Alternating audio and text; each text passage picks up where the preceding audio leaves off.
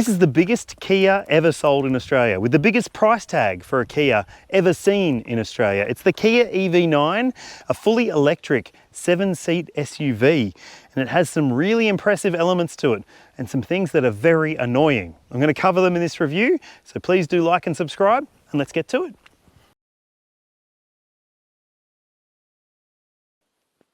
This is the biggest, most expensive Kia ever, and the entry-level point is still pretty expensive. So the base model car is called the Air. It's rear-wheel drive, and it starts at $97,000 before on-road costs in Australia. So it's not cheap, but it does come with a bunch of standard safety and technology equipment for your money. I'll run through all the safety stuff in a bit more detail later on, but let's talk about some of the highlights when it comes to the specs. So you've got 19-inch alloy wheels with aero covers on them. I'm not a huge fan of them. They remind me of a Chimera, but you've got LED lights, LED daytime running lights, LED tail lights as well. And on the inside, you get fake leather, and that's on purpose.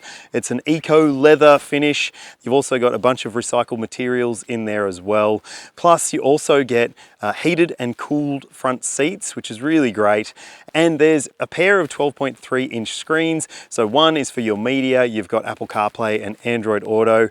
You've got sat nav. You've also got a driver info screen with a bunch of digital info on there as well. And it looks and feels really quite good in that entry-level model, in my opinion. It's just the outside doesn't maybe scream $100,000 car with all those exposed plasticky bits. But if you don't like those, but you do like the idea of getting even more value for money, you could step up to the mid-spec Earth model, which is a really good option in my opinion. It seems like the sweet spot in the range, $106,500. So yeah, it's pretty expensive, but you get all of the stuff I've already mentioned, plus more standard specification, and it still gets the 19-inch alloy wheels, but it gets a different exterior look with, well, blacker plasticky bits, so they're at least painted and look a little bit more premium, I would say. I'm not sure about those wheels though. Tell me what you think in the comments section. You get a few more features inside as well, but the big difference with the Earth model is that it gets a bigger battery pack, and it also gets all-wheel drive, and that means that it also has a 0 to 100 time of 6 seconds, which is very, very fast. But then if you want the really, really fast one, you buy this one here, which is the top spec GT line. It's even faster, 5.3 seconds 0 to 100 for a huge 7-seat family SUV. So it's really, really quick. Gets the same big battery pack as the mid-range Earth model as well. Even more features, including things like dual glass roofs. So you've got a sunroof up front that opens and a glass roof over the second row as well. You get a different interior trim look as well. Plus you also get a few extra safety features. I'm going to tell you a little bit more about them later on. But look, I reckon that the GT line does have some really nice features, but one thing you might hate about it is the digital mirrors. They are standard in this spec and you can't opt out of them. So if you want the top spec model with all the bells and whistles, unfortunately you're going to have to get some whistles that you might not want. And that's a little bit annoying in my mind. Now, are there any rivals to this car? Let's talk about that. The Kia EV9 is one of just a few electric vehicles with 3 rows of seats available. So the other ones are the Mercedes EQS. Now, it's a big luxury SUV, not to everyone's taste in terms of styling, but it does have fully electric powertrains and the availability of 3 rows of seats, and it's a pretty luxury feeling and looking thing with a much higher price tag though. And if your budget isn't that big and you're thinking maybe something a little bit smaller might do the job, you could also look at the Mercedes EQB, which does have a much smaller footprint and price tag, but has the availability of 3rd row seats if you need them. And look, there's going to be more EVs with 7 seats available in the coming years. There's plenty coming in 2024. So if you're not sure about the EV9, maybe don't buy one just yet because your options are about to increase very shortly. But if you are sold on the idea of a 3-row electric vehicle, and maybe you are interested in something that is more of a people mover, then check out the LDV MIFA 9. It starts well over 100 grand as well. So look, it's not for everyone, but it does offer fully electric movement and 3 rows of very passenger-friendly seats. That's the thing with these bigger vehicles with big battery packs. They cost a lot of money. So tell me which one you think is the best value in the comments section below. This is a very big SUV. It's the biggest Kia ever sold in Australia, more than 5 meters long. It's 20 centimeters longer than the Sorento. So yeah, you're gonna need to do your measurements for your garage space because it's not gonna fit everywhere. It's not too tall though, thankfully. It's not gonna cause you issues with underground car parks, but it is long, it is wide, and it will take some getting used to if you're used to driving something a bit smaller, even Sorento size. This is a big change over a Sorento. Now, let's talk about the boot space because it's actually pretty good. Let me show you. This is a big SUV and it does have a pretty big boot with the third row seats still in place. There's 333 litres of cargo capacity in here. Well, when you don't have this in the way, that's your charging bag. I'd keep that under the bonnet in the front if I was you. But underneath the boot floor, you don't get a spare wheel. This is a big car without a spare wheel. That could be a deal breaker for some people. But look, just keep in mind that most EVs don't come with spare wheels. You just get a tyre repair kit. And if you live in a place where you are prone to getting flat tyres because of the roads or whatever, maybe reconsider because that will be a pain in the neck for you. What isn't a pain is the usability of the space. There is a big boot with the third row up. Although there is one little thing that's a bit painful. These pull tabs, the Velcro pull tabs, I never really loved them because if you happen to fling the seat forward, you might lose that Velcro tab. If it was just a handle, you wouldn't have that issue. But if you do fold down those seats, you end up with a pretty big boot space. If you're going to use this as a 5-seater primarily with a big boot, that's massive. You're going to be able to fit, well, a family's worth of luggage in there without too much hassle, I don't think. There are some other really good features in the back. You get a 12-volt port on this side. You also get a power point over here as well, so you can keep things charged up if you want to. That's vehicle to load, they call that. And you've also got these quick fold buttons for the back seats as well. So you can press those buttons and have a really big space. You could probably sleep in there if you wanted to. I don't know why you would though. The interior of the EV9 maybe isn't as audaciously designed as the exterior, but it does feel pretty sumptuous, pretty luxurious, and up to the price that's being asked here, in my opinion. This is a very nice feeling cabin, but for some who, well, maybe look at the exterior and go, that's pretty radical. The interior maybe isn't as radical as you might expect it will be. I don't think that that's a real big deal though, because it's still very usable. And remember, this is a family SUV. It's designed for usability and practicality as well as some kind of wow factor for the money, obviously. So let's talk about the controls and the usability of this, I guess, cockpit area. First and foremost, love the fact that you do still have physical buttons for your temperature and fan control. You've got a volume dial as well. There's a bunch of USB ports down here. And look, that all connects up with this section above. There's another sort of array of buttons up here. They aren't, well, they're a haptic style button. You have to give them a bit more of a press than you might expect for it to work. But look, it's kind of tech and cool in a way, and you will get used to it pretty quickly in terms of how hard you have to press it to actuate it. But when it's the screen that you're interacting with, obviously you've got a touch screen up here. It's pretty easy to get your head around. There's a lot of menus and a lot of information available to you. But really, if you've sat in any other Kia or Hyundai or Genesis product, this is going to come as second nature to you. Next to that, there's also a little climate panel that's a 5-inch screen as well. So you can use the manual controls or you can use the little screen here. To me, it just feels like it's just filling the gap and it doesn't really match fonts wise in my mind. It's a bit different, but so that driver info screen includes the blind spot view monitor system. So if you buy a higher grade version, you get cameras that look back into your blind spots and show up here what is happening as a live feed behind you. It works really well in the day and at night too, which is good to see. Now, I don't love these digital mirrors, but I mean, they're okay. I just wish that they were an option in this top spec model, because if I was thinking about buying the top spec model, I probably couldn't live with the fact that it came as standard with these mirrors. Yeah, tell me what you reckon in the comments section below. Are you a fan of digital mirrors or not? There is one other really good digital mirror. It's this one up here, again, only in the top spec model. And you flick the switch there and you get a view out the back of the car without any of the seats getting in the way. So if you've got all 3 rows full of people, You won't have any heads in your rear view mirror, which is good to see. You've got buttons over here for your seat controls. So you've got heating, cooling, memory settings, and a heated steering wheel button and a massage button as well. So those elements you don't have to go through the screen to get to, which I love. There's also the gear selector phallus that pokes out of the steering column here. Takes a little bit of getting used to.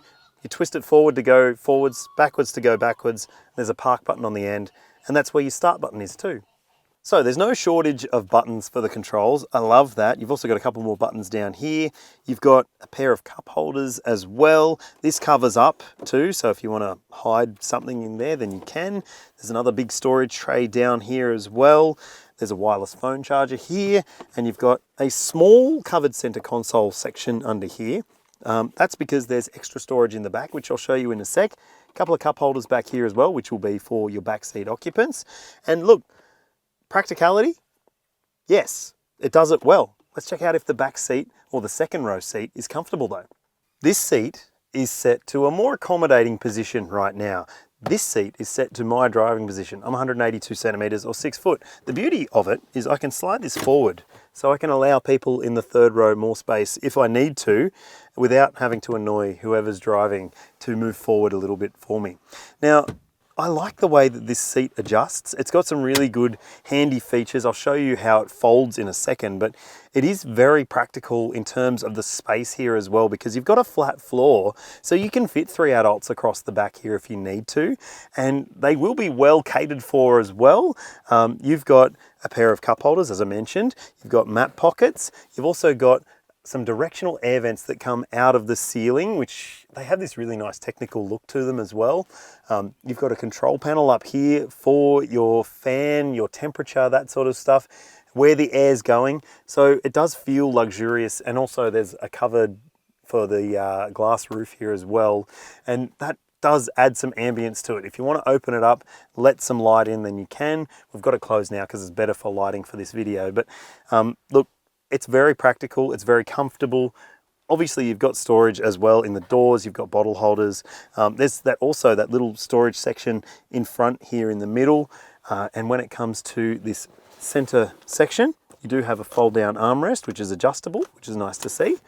And for kids, you'll be happy to know there are ISOFIX points here in the window seats, and 3 top tethers as well for the second row seats. And when you get into the back, there's also ISOFIX points at top tethers. So this car has the potential to fit 5 child seats in the back.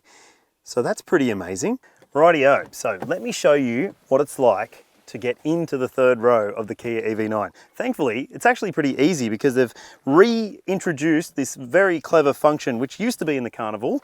So you just flip and fold, then you can easily jump into the back row. Even someone as big and awkward as me can get in here pretty easily.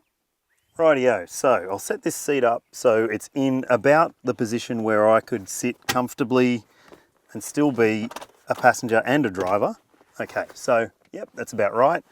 So look, it's comfortable enough. My knees are hard up against the seat here, but I could still fit in front of me and in front of me. So it gives you an idea of the size of this vehicle and the practicality that is on offer here. You can also recline these seat backs a little bit if you want to, so you can lay back and take it all in.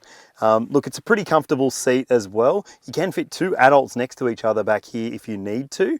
And you've also got directional air vents up here as well, some lights. You've got USB-C ports here and in the second row and at the front as well.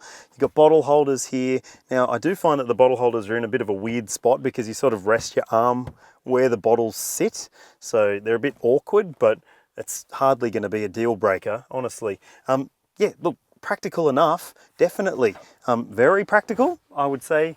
Yes, if you're going to use this car as a family hauler and maybe put child seats right in the very back, you can also access this back row pretty easily. As I showed you, not just from walking in, but if you don't have child seats in the second row for whatever reason, yeah, it's a pretty handy thing. I will say though, I do think that it's weird that the smaller portion of the 60/40 seat is on the driver's side or the road side, where you'd typically have to walk onto the road with a kid to get them into the third row if you were going to put them in the back row.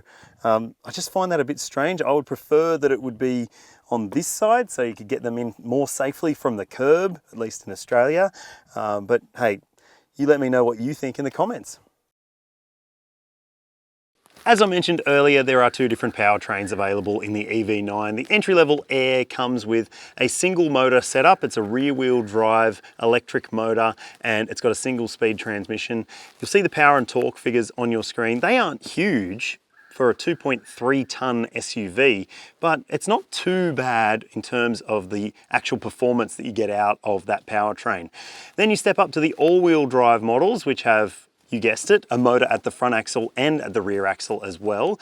You get a massive power and torque bump as a result of that. You'll see those figures on your screen now. That means that this car is big, family friendly, and pretty fast as well. So you've got 6 seconds 0 to 100 for the mid-spec model, 5.3 for this GT line version, which is startlingly quick for something that weighs 2.6 tons and is this practical. One thing I'll also mention, you get a frunk in both the rear-wheel drive and all-wheel drive models.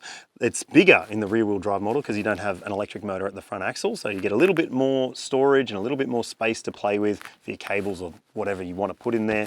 And it's a slightly smaller but still usable space in the all-wheel drive models as well. So fairly practical and fairly powerful. There are two different battery packs available in the EV9 range. The entry-level one is a 76.1 kilowatt hour battery, lithium ion. You'll see the range figure for the Air rear-wheel drive model that is fitted to on your screen now. That's the WLTP figure, so what you should be able to achieve across a mix of driving. And then if you step up to the bigger battery pack, which is really big, 99.8 kilowatt hours, you'll see the range figures for both the variants available with that pack now. So look, that's a fair amount of range for a fairly big car. And when it comes to charging, you've got the 800 volt architecture, which should mean that you'll be able to charge at up to 350 kilowatts. I've never seen it happen personally, but it means that if you find a really fast charger, at least you'll be able to charge pretty fast. In fact, if you buy the entry-level version on DC charging, so I'll just open it to show you, that's the bottom plug on the combination plug. So if you can find a 350 kilowatt plug, you'll be able to get about 10 to 80% in 20 minutes in the rear-wheel drive model and 24 minutes for the all-wheel drive versions, which is very quick. But like I said, you'll have to find one with no one else around so you can get the maximum speed out of the charger.